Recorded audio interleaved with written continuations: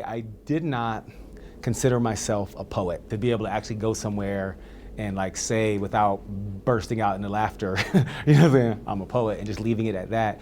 Like I never even considered that, like until I moved to Albuquerque.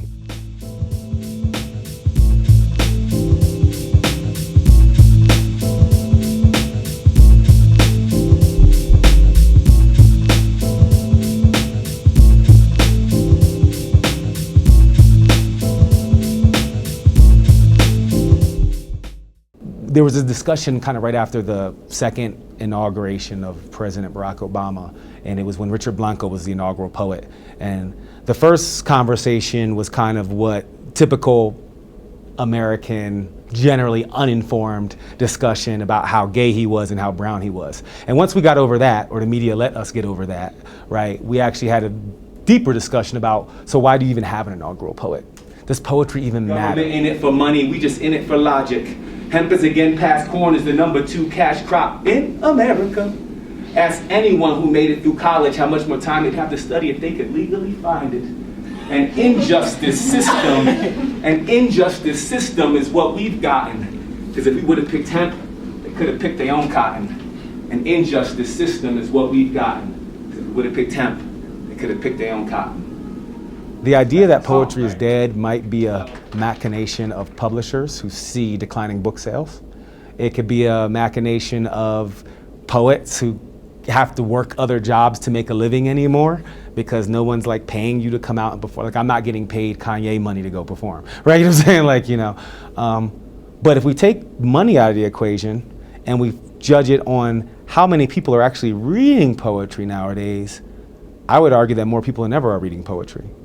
Now, if you sit in front of your Facebook for more than 10 minutes, 3 poems or 3 pieces of poems have come in front of your eyes, whether you want it to or not. Like a Black Sabbath, you had a voice that would make God rest on the 7th day.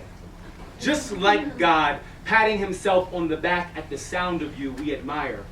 Stare at you like our own reflection spidered in the mirror. Hung over because our Sunday kind of love didn't quite make it past Saturday night. Fractured. Leaving us with questions. Questions like, why can't I sing like that? Questions like, I thought she was in recovery. Questions like, why does it seem like the most broken lives give us the most solid voices, the most complete, most whole, most holy voices?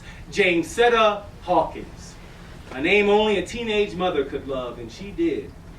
You and Jesus had more in common than single mothers and invisible fathers. Called your mom the mystery lady. And imagine they probably thought the same thing about Virgin de Guadalupe and her kid with the immaculate childhood. Like I know what I'm doing is impacting people in different ways because of how I look and because of who I am. I think the challenge is to use that for good and not for bad. There's certainly, like I'm not gonna pretend there's no personal gain involved. Like this whole position is a blessing for me to get it early in my career, but at the end of the day, hopefully I'm changing other people's perceptions of what a poet laureate could be. The U.S. Poet Laureate gets a stipend of about $40,000, I think now, $45,000. That's their like stipend, and then they get an office at the Library of Congress. Albuquerque Poet Laureate gets $2,000 for a 2-year term, and so my job is to leverage the office to kind of help augment my income. The last real job, as my parents would call it, I held was when I was the communications director at Media Literacy Project, and that was a year ago now. So for the past year, I've been making a living off of my poetry performances, mixed with lots of educational work, a lot of work in high schools and detention centers and jails and elementary schools. I was the poet in residence at my son's pre-K, which was awesome because, I don't know, 4 and 5 and 6-year-olds doing poetry is just pretty awesome. Like, you think my imagination is messed up, their imagination is crazy. Like to me, like that's really the bigger hurdle, is that I'm not from Albuquerque and they've taken me in like I am, like I'm their adopted son. And yeah, I don't even know what to do with that. I love Albuquerque. So.